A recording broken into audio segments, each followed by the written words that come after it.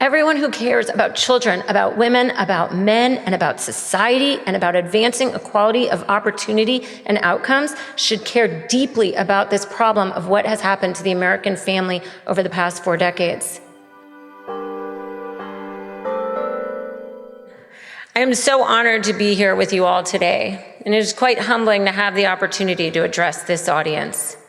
As someone who studies domestic poverty, income inequality, and economic mobility, I've long been intrigued by the relative success of Utah.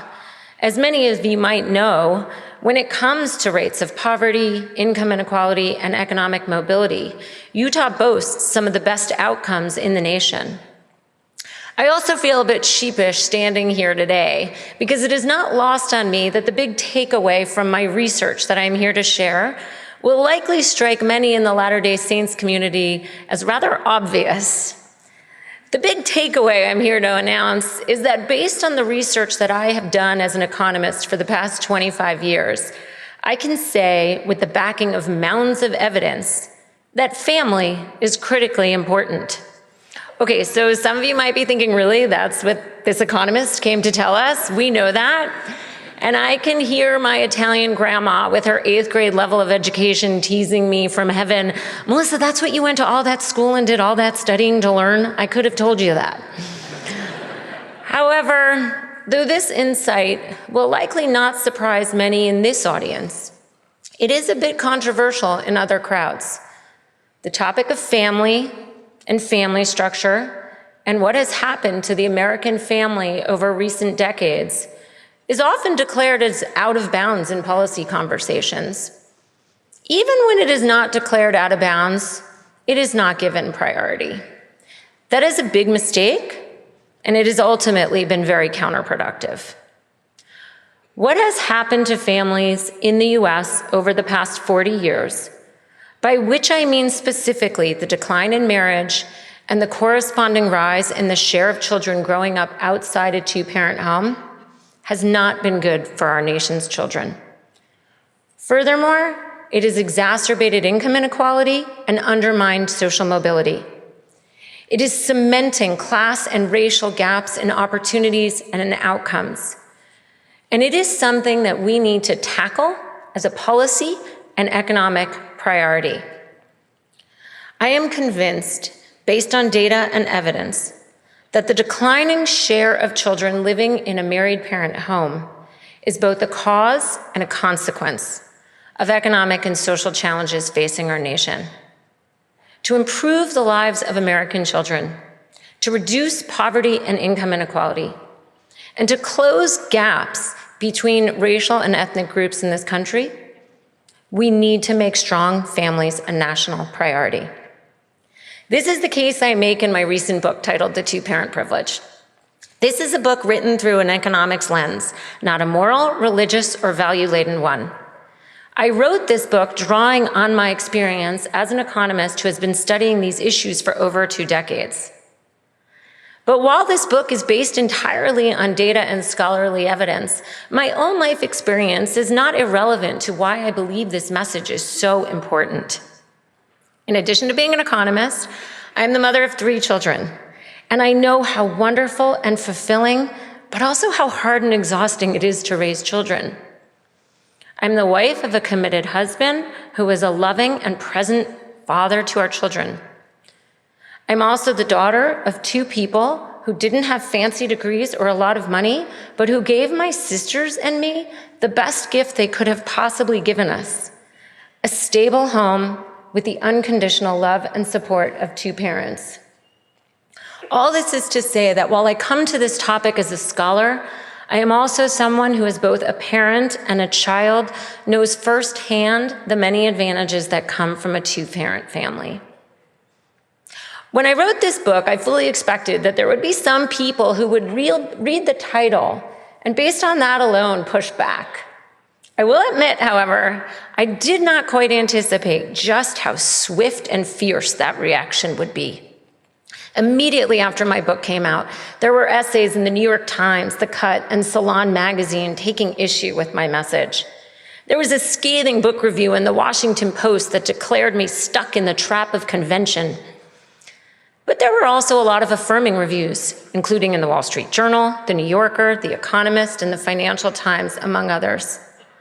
But what has been most bolstering to me is that over the course of these months since the book came out, I have received a steady stream of emails, messages, and letters from single parents, divorced parents, grandparents who are helping raise their grandchildren because one of the parents isn't around, adults who were raised by a single parent or divorced parent, all have reached out to tell me that my book resonates with them.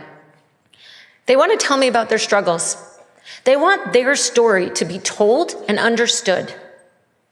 I have also received many emails and messages from teachers and pediatricians who have written to tell me that they have seen the trends that I am writing about play out in their classrooms and in their offices. And they are relieved that somebody is willing to call attention to this as a widespread economic and social problem. So I stand here today even more emboldened than when I wrote the book to call attention to the decline in marriage and the two-parent family as an economic and social challenge facing our nation, and to say with absolute conviction that we need, as a society, to make strong families a national priority. Okay, with that motivation, I want to spend the next few minutes describing with statistics the trends that I call attention to in the book. So the first set of statistics I'm showing here is based on official US Census data, and it shows children's living arrangements in the United States. And what you can see is that the share of US children living with married parents has fallen from 77% to 63%. Let's pause on that number for just a moment. Now, just over 60% of children in the US live with married parents. That is strikingly low. And yet, the share of children who will spend their entire childhood living continuously with married parents is even lower. Importantly, the share of children living with cohabiting unmarried parents doesn't bring this anywhere close to 100%. Only 8% of US children live with cohabiting parents, meaning at least one parent and that parent's unmarried partner. But even that small number overstates the share of children who are living with their two biological parents. In many of those arrangements, their parent's partner is not their other parent. A very large share of US children, 21%, live with an unpartnered mother. 4.5% live with an unpartnered father, and the remainder live with neither parent. Another way to put these statistics is that 30% of US children are living outside a two-parent home. The share of children in the US living with only one parent is higher than in any of the other 130 countries for which we have this data.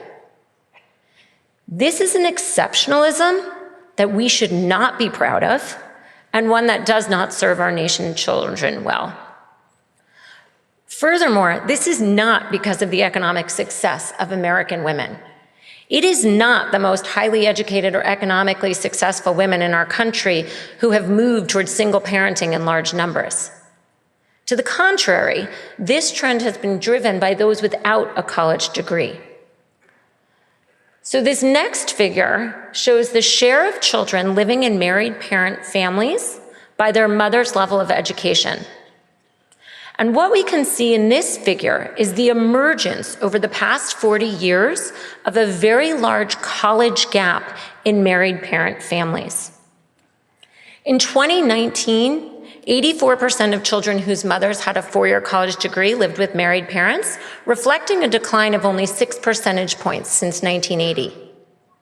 Meanwhile, only 60% of children whose mothers had a high school degree or some college lived with married parents, reflecting a very large decline of 23 percentage points since 1980.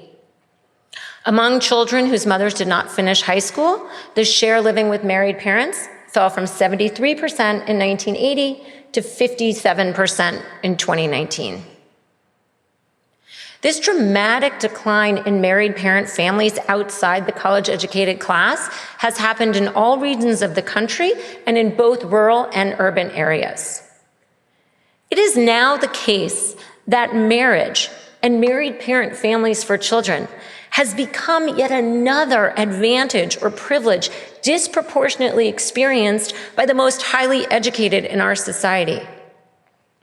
And I want to emphasize something important here at a macro level.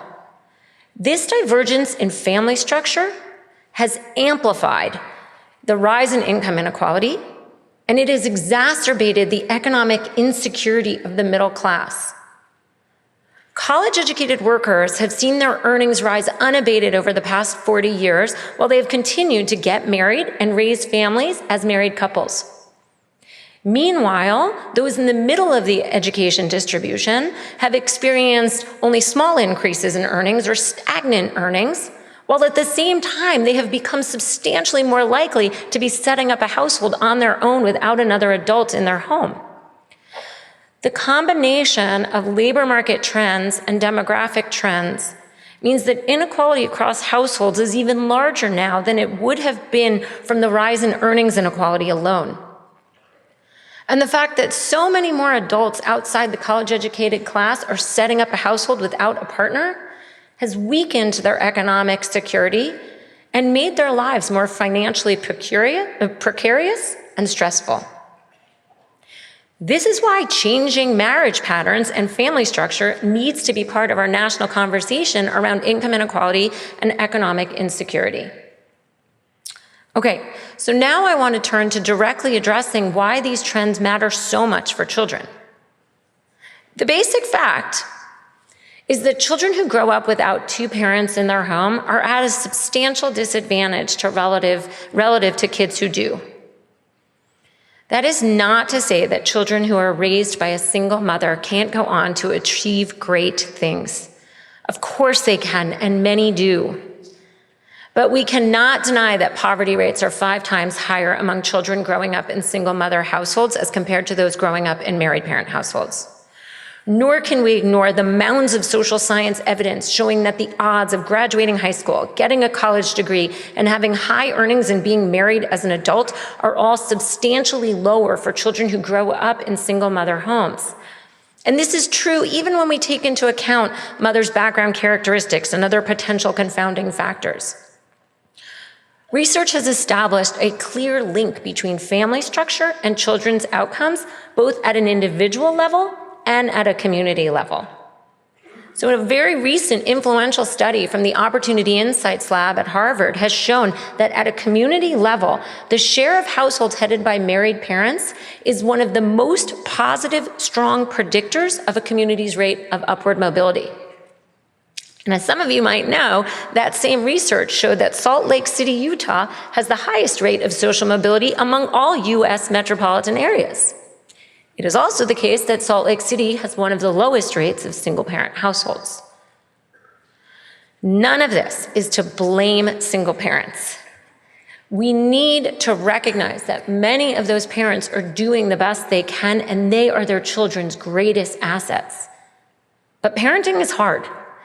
And 2 parents combined have more resources than 1 parent alone.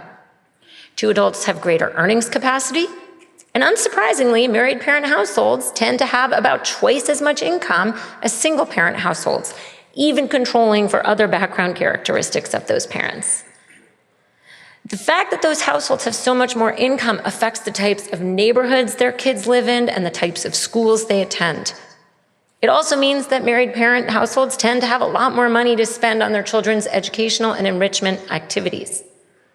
But it is not just income and spending. We also see in nationally representative data that married parents spend more time investing in their children. I suspect this too feels commonsensical to many people in this audience. If you are the only parent in the household and you are the one person responsible for bringing in income, making dinner, driving the kids around, cleaning the house, you likely don't have as much time as your married counterpart to sit down and help your child with their homework. You are also less likely to have the emotional bandwidth to patiently nurture your child or engage with them as you might like to.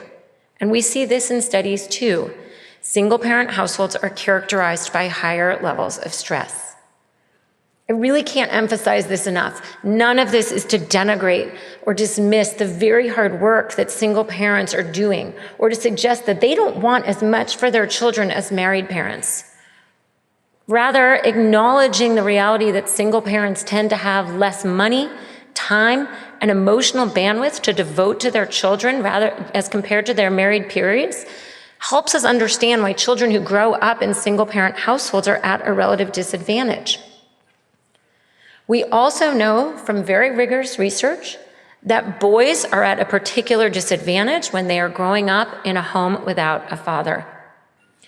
They are significantly more likely to get in trouble in school and with the law, and they are less likely to achieve educational and economic markers of success. This all creates a terrible vicious cycle. We need to break the intergenerational persistence of single-parent households and help more boys grow up to be reliable marriage partners and fathers. Everyone who cares about children, about women, about men, and about society, and about advancing equality of opportunity and outcomes should care deeply about this problem of what has happened to the American family over the past 4 decades. Now, of course, in some situations, there is no real choice. Some people are single parents because they are widowed, or because the second parent up and left, or because their relationship was abusive and violent. To be clear, nothing I am saying should be misconstrued to suggest that anyone should stay in an abusive or violent situation.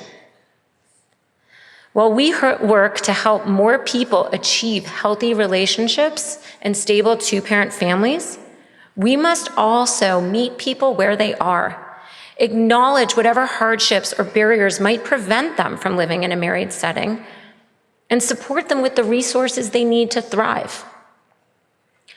So this brings me to my next question. Given the advantages of 2-parent homes, why are so many U.S. children now living outside that family structure? Okay. First, this is not because of a rise in divorce. Divorce rates conditional on marriage are down. Rather, this reflects a rise in the share of parents who have never been married. Here I am showing you trends in the marital status of unpartnered mothers. In 1980, 64% of unpartnered mothers were divorced and 22% were never married. In 2019, 39% of unpartnered mothers were divorced and 52% were never married. This matters descriptively because it tells us what is underlying the change in children's family structure, but it also matters because this itself is consequential. Children whose parents are divorced will have spent at least some of their childhood in a 2-parent home, and they are more likely than children whose parents have never been married to receive financial support and spend time with their second parent. Children whose parents have never been married are the most disadvantaged when it comes to missing out on parental resources. Furthermore, there is a class gap here, too. College-educated mothers who are unpartnered are more likely to be divorced than never married. The reverse is true among unpartnered mothers without a college degree. Second, as another point of fact, the increase in the share of children living outside a 2-parent home has happened despite declining birth rates and a stunning drop in teen childbearing. So mothers are older and more educated than in the recent past, and yet the non-marital birth share has more than doubled. 4 out of 10 births in the US are now to unmarried mothers. 4 out of 10. This is an increase from 18% in 1980. When we look at the education level of mothers, we see that the largest increase has been among mothers in the middle of the education distribution. So among mothers with a high school degree or some college, but not a 4-year college degree, the share of their births that are outside of marriage has increased from 25% to 52% in 2019. This is why marriage plays such an important role in the economic story I tell in my book. It is really the changing patterns in marriage and the decoupling of marriage from having and raising children that has led to such a profound change in children's family structure in this country. So the next set of figures plots the shares of men and women between the ages of 30 and 50 who are married going back to 1960. And we can see in these figures that amid the watershed social, legal, and institutional changes of the 1960s and 1970s, marriage rates fell among all groups of adults in roughly equal proportion across the educational distribution. But then in the 1980s, 1990s, and 2000s, the decline in marriage stalled out among those with a four-year college degree, but it continued its steady decline down among those with just a high school degree or some college. College-educated men and women are now much more likely to be married than men and women with lower levels of education. Again, what we're seeing is that marriage has become something of a luxury good, yet another advantage enjoyed disproportionately by the most economically advantaged group in our society, the college-educated. So why did this happen? So my research leads me to believe it is because of both social and economic changes. The broad, sweeping narrative that I put forward in my book to explain these changes can be summarized as follows. The 1960s and 1970s brought about major changes in social expectations and norms around marriage, gender roles, and fertility that led to a decline in marriage and a rise in non-marital childbearing. Then we went into the 1980s, 1990s, and early 2000s, and our country experienced a number of economic shocks that affected different groups differently. In particular, the impact of technological change, the adoption of industrial robots, and increased import competition from China all had pretty punishing effects on the labor market outcomes of men in particular without a college degree. And this affected marriage rates. Why? Because the secular marital contract is as much an economic one as anything else. This might not sound very romantic, but that contract involves two adults making a long-term commitment to pool their resources and run a household together. That is a reality. And once we're in a world where men are no longer viewed as reliable breadwinners or stable economic partners, and where women are bringing in just as much earnings as men, then the economic attractiveness of that contract becomes weaker. Combine that with a greater social acceptance of non-marriage, even among adults who have a child together, and what we wind up with is more unmarried parents and ultimately more children growing up in a single-parent home. This is not just hypothetical speculation. There are rigorous empirical studies documenting a causal link from the economic shocks that I've mentioned to a reduction in marriage, a rise in single-parent households, and a rise in child poverty. The fact that economic challenges have spilled over from the labor market to the sphere of the family, with profound implications for children and society, heightens the imperative to address these economic challenges and promote widespread employment and economic security. The problem is that now we're in a new social paradigm, where childbearing and marriage have been decoupled, at least outside the college-educated class, such that economic improvement alone is not going to be enough to reverse the trend. So to be honest, for a long time, I held the view that if we could just improve the economic position of men without a college degree, we'd see a turnaround in the decline in marriage and the rise in non-marital childbearing. But then research I did with Riley Wilson, who is now on the economics faculty here at BYU, changed my thoughts about that. Because what our research showed was that's not the case. So we investigated what happened to family formation in response to local area fracking booms, which increased the employment and earnings of non-college educated men. And we found that in these communities, people responded to their improved financial position by having more kids, but it didn't matter whether they were married or not. And to our surprise, there was no change in the non-marital birth share. Now, interestingly and tellingly, this family formation response differs from what happened during the coal boom and bust of the 1970s and 1980s.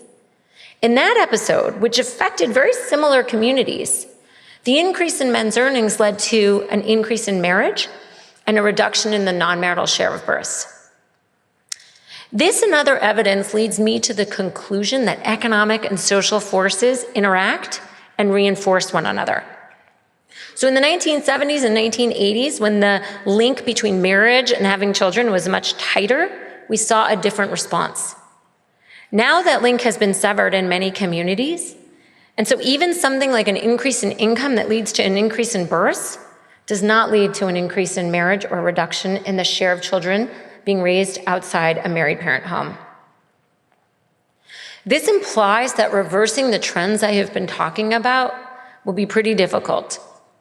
It will require both economic and social changes. And this brings me to my final set of observations, which is about what I think we can and should do going forward. Ultimately, I do think that we need to work to restore a widespread norm and an expectation of two-parent homes for children in this country. And we need to do this without stigmatizing the single parents who are doing the best they can. It has to be a positive and affirming message. We also need to take dedicated, wide-scale efforts to improve the economic position of non-college educated workers, especially the men who have been left behind in recent decades. And we need to do this without bemoaning the economic opportunities that have opened up for women. What are the kinds of things I have in mind? Well, we should create more pathways to well-paying jobs, and we should invest in community colleges and career and technical programs that provide skill building and job training to millions of young people and mid-career adults. We also need to meet families where they are and invest in programs that help parents achieve stable, healthy relationships and be the best parents that they can be. There are community organizations around the country running fatherhood programs, relationship education classes, and co-parenting programs. We need more evidence about what works and what doesn't in these spheres, and then we need to scale up funding for the programs that show promising results. And perhaps above all, we need to do so much more in this country to take care of children and make sure no child is left to endure poverty and hardship because of the situation they were born into. So to conclude, two-parent families are beneficial for children. The class divide in marriage and family structure has exacerbated inequality and class gaps. Places that have more two-parent families have higher rates of upward mobility. Not talking about these facts is counterproductive. Not doing anything about these facts is defeatist. Strong families need to be a national priority. Thank you for having me.